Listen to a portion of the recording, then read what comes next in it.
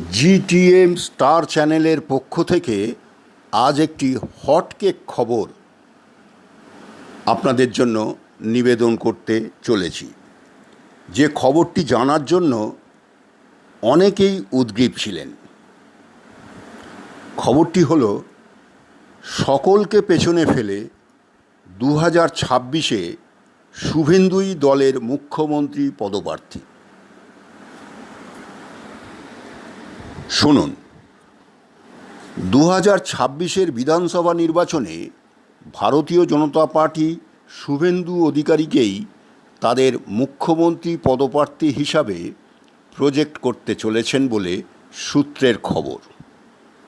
একটা আভ্যন্তরীণ সার্ভে রিপোর্টে জানা গেছে, সমগ্র বাংলার গেরুয়া শিবিরের, বিশেষ করে গ্রাসরুট লেভেলের প্রায় 70% মানুষ শুভেন্দুকেই চাইছে রাজ্যের মুখ্যমন্ত্রী হিসাবে।